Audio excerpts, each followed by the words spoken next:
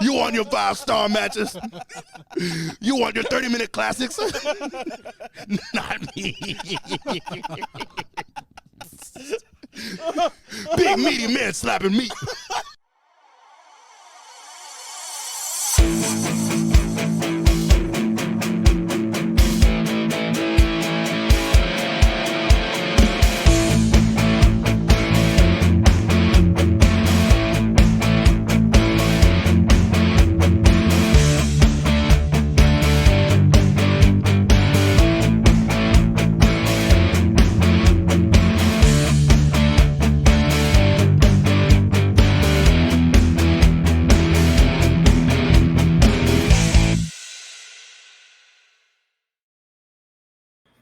What is up, everyone in the CWC? This is We Too Deep with another episode here of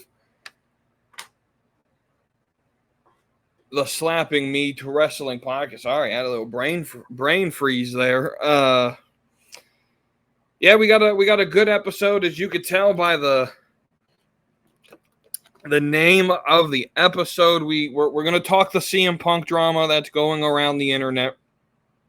We're going to review Raw from Monday and then SmackDown from last Friday, and then we'll close it out with some, housekeeping announcements. Things going on in, the Discord, the community that I want to bring to you that I'll be working on.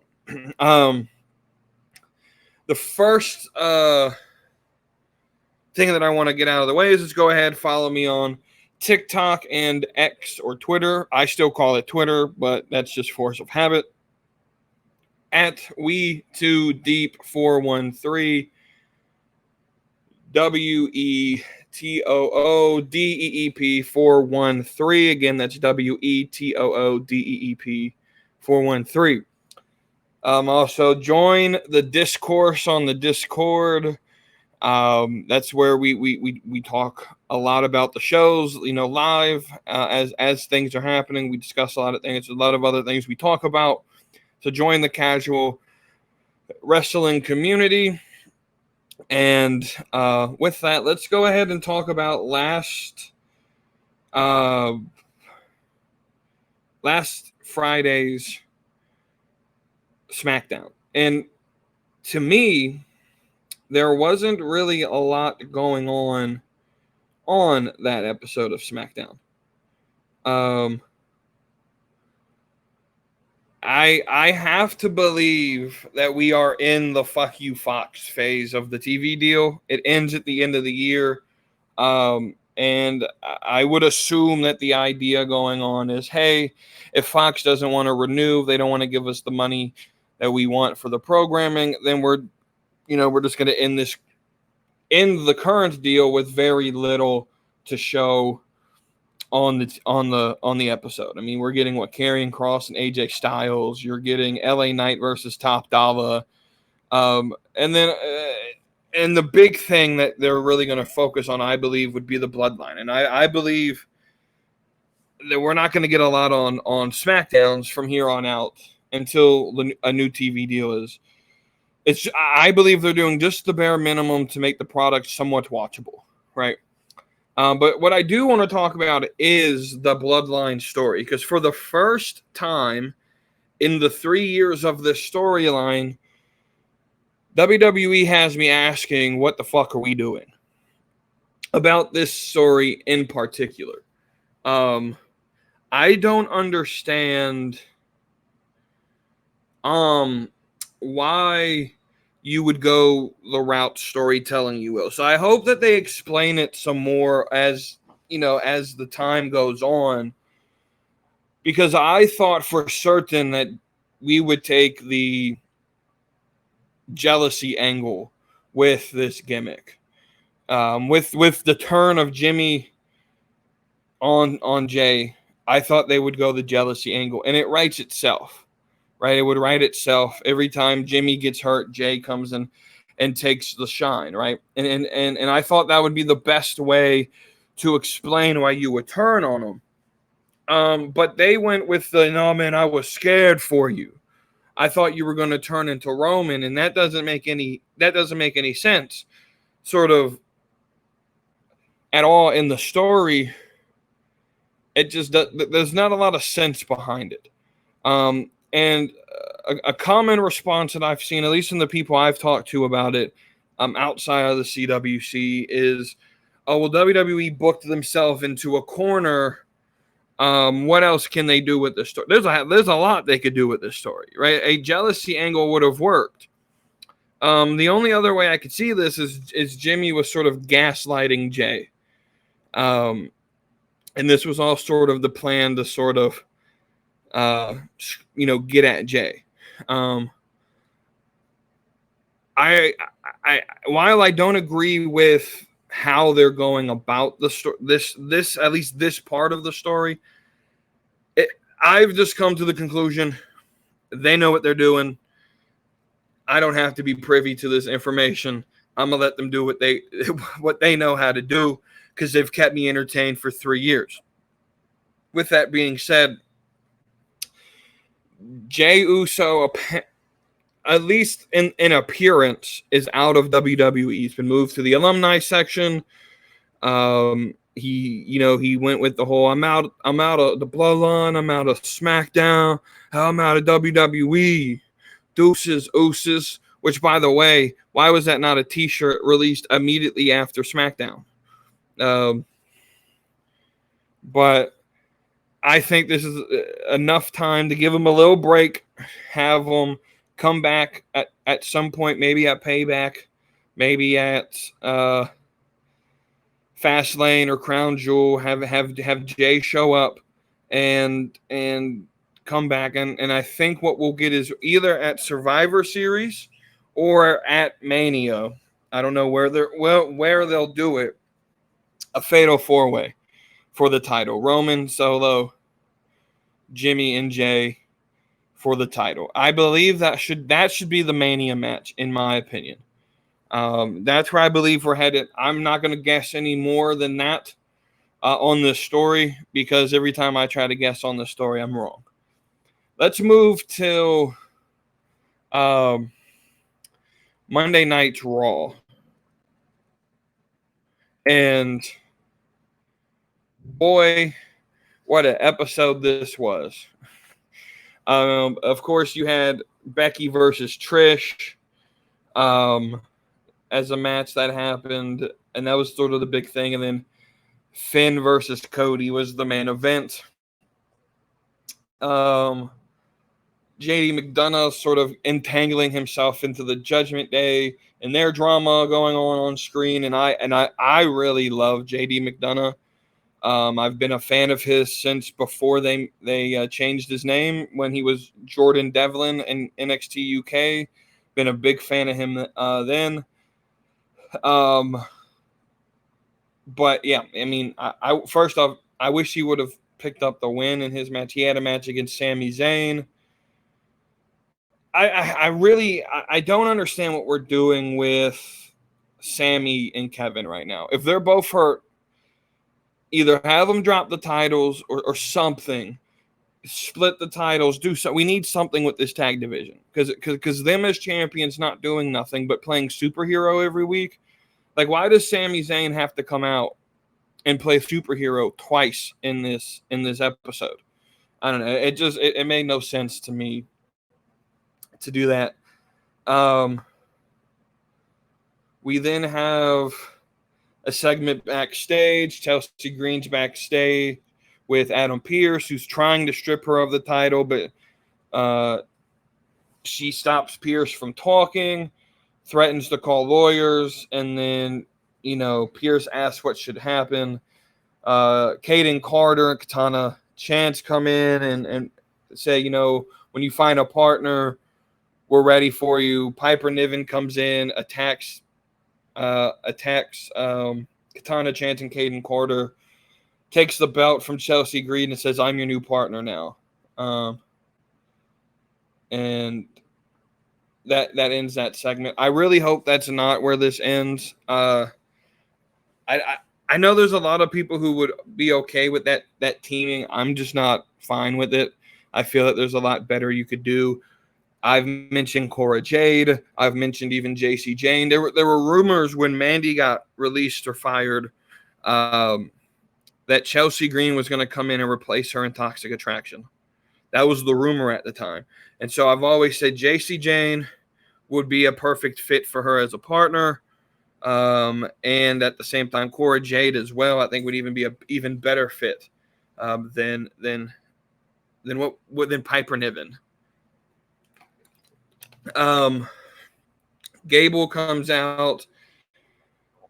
We end up having a match between Gable and Vinci, right? Now Kaiser continues to show off his beautiful promo ability, just so good on the mic, right? Gable beats Vinci, and then Kaiser. No, I'm sorry, Gunther versus Otis. And Gunther picks up the win there. We then get Riddle and McIntyre versus the Viking Warriors. I just don't know what they're doing with Riddle at this point. I sort of just stopped paying attention whenever Riddle's on the screen. I'm going to be completely honest with you. McIntyre deserves a lot better, but when Seth Rollins is sort of in the middle of a feud, McIntyre should be battling, top tier talent, not mid card talent, because they obviously aren't going to push Riddle, right?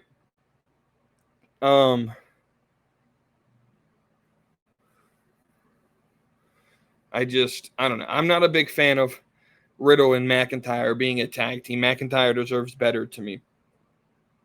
We then get Rhea versus Indy Hartwell. Pretty decent match. Rhea picks up the win.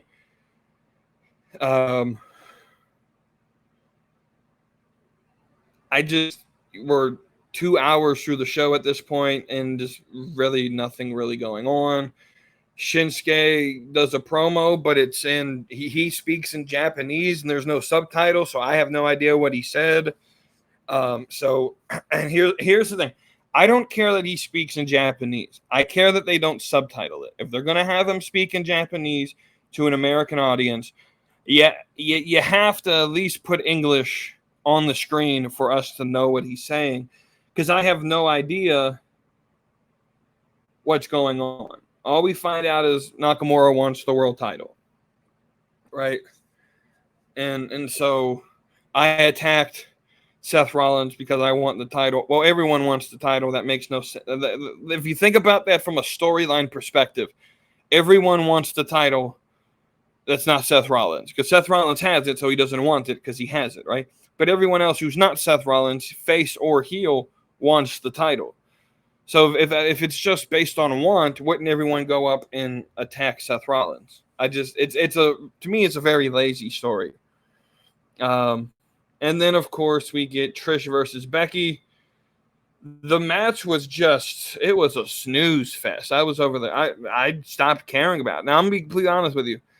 They removed this match off SummerSlam, so I don't really care about it, because this match has zero meaning. Right, and then the way it ends in a double count out. They go backstage. They fight in the concession area. We then get told that we're going to have the match again in a steel cage, and what's the point of? I don't know. I don't know what the point of this feud is at this point anymore. We then get the main event: Cody versus Finn.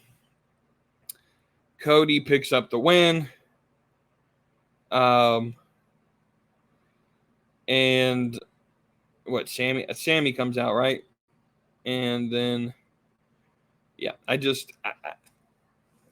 wasn't a big fan. This episode of Raw didn't hit the way previous episodes have hit in the past.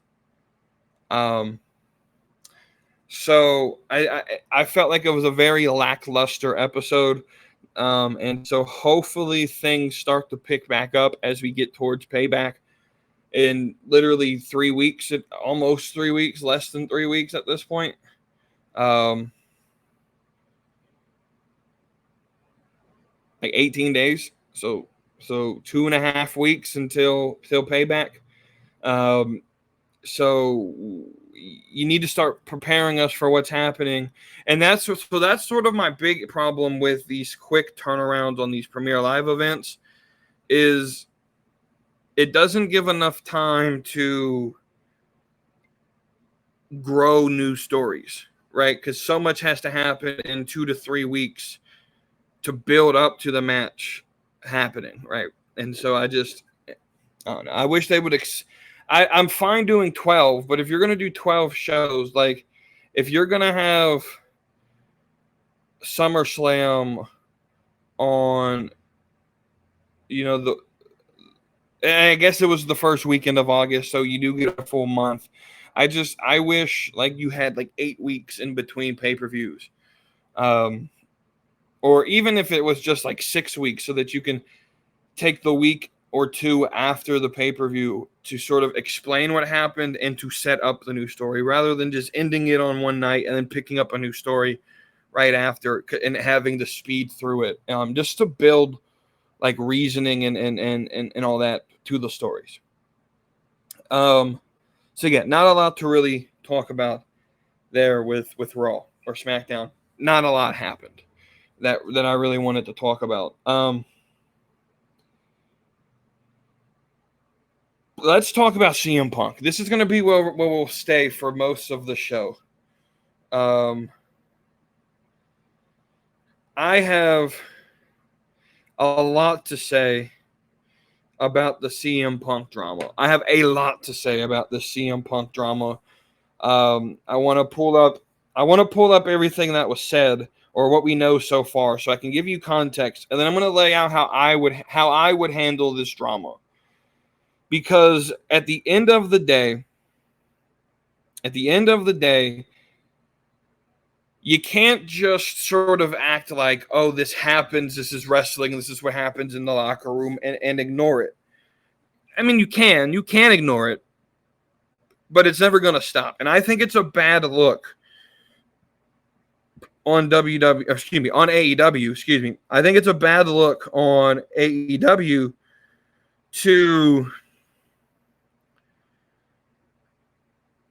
have this type of stuff happen on a almost monthly basis at this point, right? Like there's new articles like all the time coming out about drama in the locker room. You just had women's drama in the locker room. You now have CM Punk drama in the locker room. And so I want to talk about this. I want to talk about where I stand on Punk versus the Elite. I want to talk about the drama going on now and then how I would handle this. And the way I would handle it, it's a bit extreme, but I think to get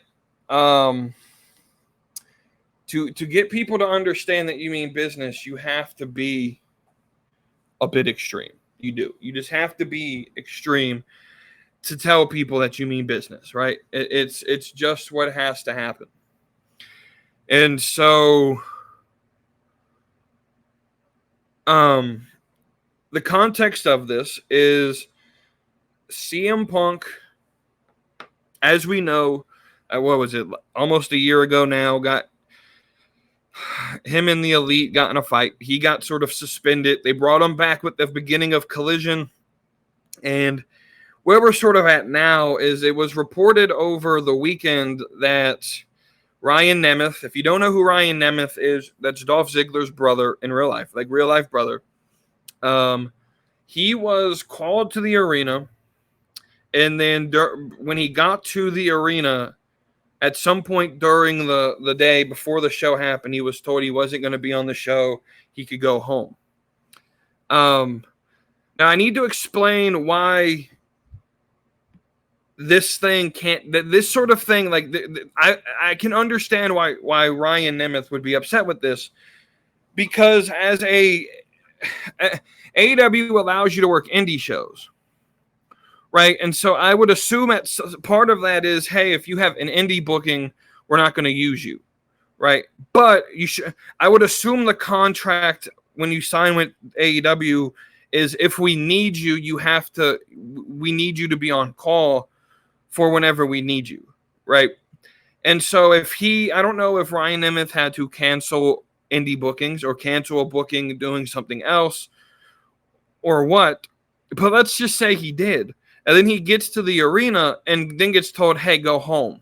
Well, that's frustrating because now you just canceled a booking. Now you just took money from Ryan Nemeth, right? And personally, that's not acceptable. That's just not acceptable for one, a company to do that. If you're going to call them in, you find something for them to do. Even if it's just a 3-minute match, right? But I don't know exactly what led to it. Of course, I wasn't there. But the reports are saying at some point during the day, in the locker room, CM Punk cornered Nemeth into the corner, got up to his face, and basically said, if you have an issue with me or if we got problems, we can solve this outside. Right? Trying to be all tough guy. Which, let's just be honest, CM Punk's not a tough guy at all. Like, I'm going to be completely honest, CM Punk. You corner me, and I'm swinging. There's no words that need to be said. If you corner me, CM Punk, I'm swinging. Out of self-defense. I'm not the type of person who tries to use force. I'm not the type of person who I actually try to remain as passive as possible. And like, I don't want to cause problems. I don't think there should be a reason for that. I don't believe in the use of force in terms of offense. But when it's in self-defense, when you corner me, that becomes a threat, right? You could have, in the legal definition, you are committing a threat against me, which means I can defend myself. And so, yeah, if you corner me, CM Punk, we ain't even got to take it outside because I'm swinging on spot. We've seen CM Punk in a real fight. He gets his ass kicked. So I get this perception that CM Punk walks around AEW like his shit don't stink and tries to portray that he wants to be there for the young guys and he wants to be. But I'm getting this sense that people try not to cross him because they're afraid that they're going to make his list of people he doesn't want to work with or people he complains with.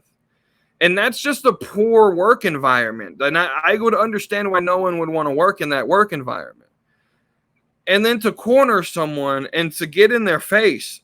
If this is true, CM Punk, that's a dickhead move. That's a dickhead move. That's bully tactics. And I don't fuck with that shit. So, like, I used to be pro Punk in this situation. Because when it was him against the Elite, I thought the Elite sort of forced his hand and sort of dragged him, sort of egged him on into reacting how he reacted. And so I was fine with him sort of reacting the way he did. But if he's just going to walk around the locker room and acting like he owns the place, I'm sorry, Punk, you're in the wrong here. You're in the wrong here. But then it comes out this morning, Tuesday morning, from PW Insider, quote, in regard to the Ryan Nemeth situation, one AEW talent believed that him being sent home may have been precipitated by Nemeth walking around and saying hello to everyone at the hotel before the taping, but not stopping and saying hello to CM Punk and the other CM Punk was with. And if that's true, CM Punk, stop being CM Punk. Now, I'm not talking to CM Punk as a character. I'm going to look dead in this camera right here. Phil Brooks, if this is true, you a little bitch. As Enzo Amore would say, you are SAWFT soft. I'm looking right dead in the eye, break the fourth wall, look right in this camera, CM Punk, Phil Brooks. If you're going to cry and complain and send Ryan Nemeth home because he didn't say hello to you, you a little bitch. And you're proving his tweet right, because Ryan Nemeth on CM Punk's debut of Collision, right? And he comes out and he talks about counterfeit bucks. And Ryan Nemeth tweets, this dude's literally like the softest guy in the business. Something along those lines. You're proving him right, CM Punk, by reacting this way. You're proving him right. This is soft. If you're going to send someone home because he doesn't say hello to you, CM Punk, you might need to get out of the business, dude. That's some soft shit. You're going to go and send him home because he didn't say hello to you? Come on, CM Punk. Grow a pair. That's insane to me. This is high school drama. I didn't even have this much high school drama in my high school. I don't understand how you work with someone like this. I just don't. So, I understand the idea that maybe he's paranoid because he tried to work with the elite and they turned around and goaded him into reacting the way he reacted last time. And maybe he's paranoid. Oh, they set me up to fail. They put me on the Saturday. I don't know what his mindset is. But if you're just going to go around and walk around and get sensitive because someone doesn't say hello to you, CM Punk, you got a lot bigger issues in this world, man. This is soft. That's some soft bitch shit right there. And so, ultimately, to me, this comes down to ego. CM Punk has an ego. The elite have an ego. And we're not even going to really sit and talk about the thing he talked about with Hangman. Hangman gets in. They were going to do a pre-tape for Dynamite at Collision. And then Hangman gets there, gets told to go home. And then CM Punk says a little bit about, I know it's after the show from what I understand, and someone sort of yelled Hangman Page, or there was a sign or something. I don't know exactly the situation. And CM Punk responds by saying, you know why they call him Hangman? Because I went to the store and all his toys were still hanging in the aisle. Like that. Petty shit. That's petty shit right there. The idea is he's saying Hangman doesn't sell, which may be true, but it's petty, and you don't need to say that shit. That's just going to cause drama. There's no need for it.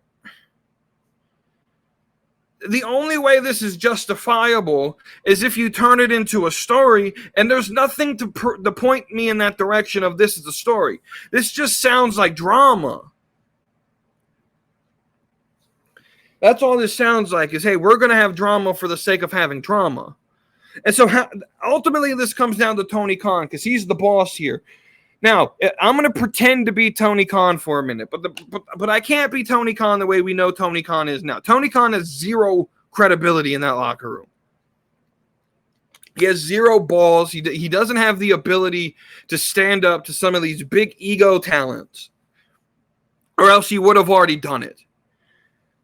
So I'm going to be Big Ball Tony. I'm going to be Tony who finally grew a set of balls.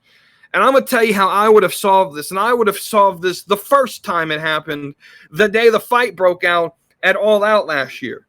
You want to know how I would have solved this problem? And it may have caused me some financial problems. But the day it happened, we're firing CM Punk. We're firing the Jacksons, the Young Bucks. We're firing Kenny Omega. And we're firing Hangman Adam Page. We're firing all of them. Both sides gone. And then I'll post a little memo. Send a memo to everyone. Hey, if you got a problem with how I solved it, you can leave too. I'm fine working with enhancement talent and growing a brand that way. I can get people over that way. That's fucking easy. Hey, you got a problem with the fact that I just fired the elite? Cool, you can go too. You set a standard. You do it my way. We behave in the damn locker room like we're fucking adults, or you can get the fuck out of here. That's how I solve the problem. You get rid of the cancer. You don't just cut it out for a minute and then put it back. You completely eradicate it. You go full death mode on the cancer. And let's be honest, the elite are cancer in the locker room. But CM Punk is just as big of a cancer in that locker room. He thinks he's Hulk Hogan. And I think he's buying into this narrative of him being called the Hulk Hogan of the 80s. Right? Hulk Hogan in the 80s was a hard motherfucker to work with from all the stories that are being told. And CM Punk sort of playing to this story and to this gimmick of he's going to try to do that. And if that's the case, goodbye. I don't need Phil Brooks. I don't need Kenny Omega. I don't need the Jacksons. I don't need Hangman Page. I don't need you. Right? And the question will then be, well, then what does AEW become? Well, it becomes a show, right, that centers around wrestling. Because if that's, I've been told for 3 years that AEW's target market is not the casual fans, but the hardcore wrestling fans. Okay, well, let's build around people who the hardcore fans want to see, right? Let's build around Jungle Boy. Let's build around Ricky Starks. Let's build around Daniel Garcia. Let's build around Hobbs and MJF and people who don't start drama in the locker room. And if you got drama in the locker room, you're going to want to start. Well, then the precedent will be set that we'll just fire you. I don't need, right? I would have a drama-free lock. And I know the response would be, well, there's always been drama in wrestling locker rooms as part of the business. Sure. But that doesn't mean that I can't try to create the most drama-free part of the locker room. And you do that by getting rid of the people who cause problems. And a lot of times, because I'm going to be honest with you, I don't know how every company handles it, but I've been in situations. I used to manage a fast food restaurant, right? And I'm not going to name names or anything, but we had one employee and another employee. They would fight all the damn time. It's sort of like this situation. And it was on my shift. I was in control of the shift. The shift was almost over. I was about to go home. The night was almost over, and they just start bickering. No customers, thank God, but they just start screaming and hollering in the back. And I get a knock on the door from the other manager. They're like, "We got to handle this." I'm in there counting money, and so I open the door, and I physically remove one of them from the situation because right, I handled the problem. Something Tony Khan doesn't know how to do, right? But then you had to make a call. Well, what do you do? Well, it's not my call. I wasn't the GM of the store at the time. So you go up the ladder, you follow the procedure, and you know what ended up happening? Both of the employees got fired because rather than do a full investigation and people are going to pick sides, that's just what happens. You know what you do? You send a message. Both of you acted like an idiot in this situation, so we'll get both of you out of here. That's how you solve these problems. That's how you solve it real quick, too. So that's what I would do. I would get anyone who causes a problem out of the locker room. That's the solution. Tony Khan, you want to end all this drama? That's the solution. You want to have people stop talking about it? You get the people who cause the problems that people talk about out of the locker room, out of the company. There's no reason in the world why you should have by the same company should have two shows and the locker rooms have to be separated because the Elite and CM Punk can't work together.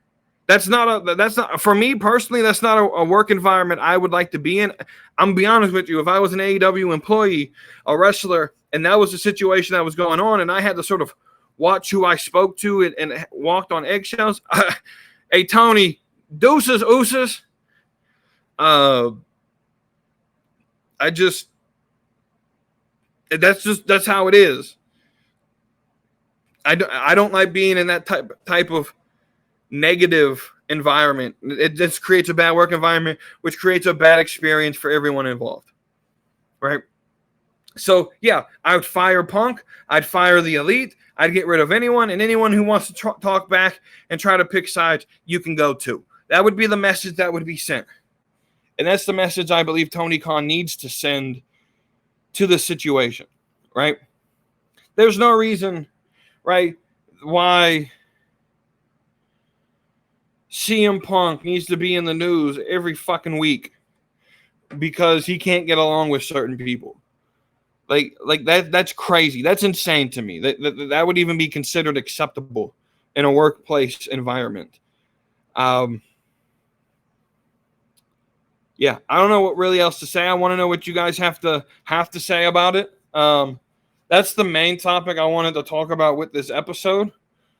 I don't. There's not a lot of other news to really talk about. So what we'll end up doing is we'll just do some sort of spring, not spring cleaning because it's summer and it's a hot one. But we'll do some sort of housekeeping here.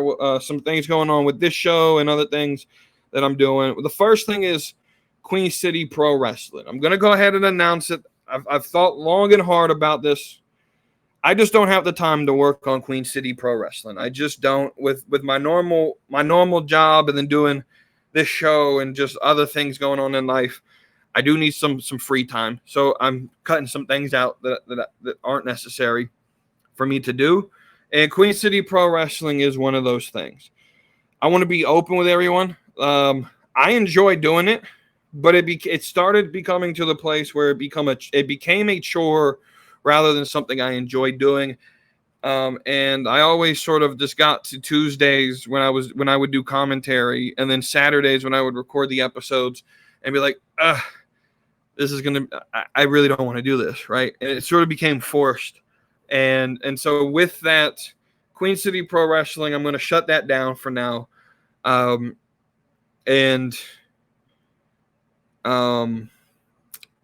move on. And with that, I want to spend a little bit more time with this show and with just giving myself like some freedom to do other things as well. It took me on average, just again to be open, it took per episode somewhere between, it was 6 to 10 hours an episode to get it done.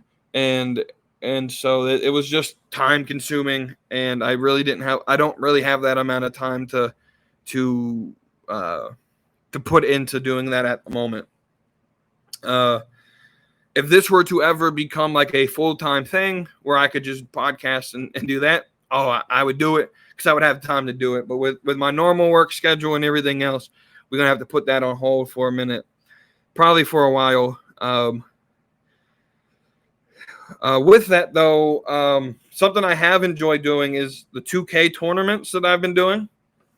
So we just finished the King of the Ring tournament, which Nerdy D ended up winning by picking Roman Reigns. And we're going to get ready to start the Queen of the Ring tournament. I got 8 people so far, I believe, in that said they'll do it. I'm going to give everyone till August 25th. That's Friday, August 25th. So not this Friday, but next Friday. If you're in the Discord and you haven't signed up, in the Discord under Slap and Meat Podcast, there should be like a thread that says, or a channel that says 2K Tourney. Just say I'm in. I want to do it. I'll sum up it. Let you know that I've seen it.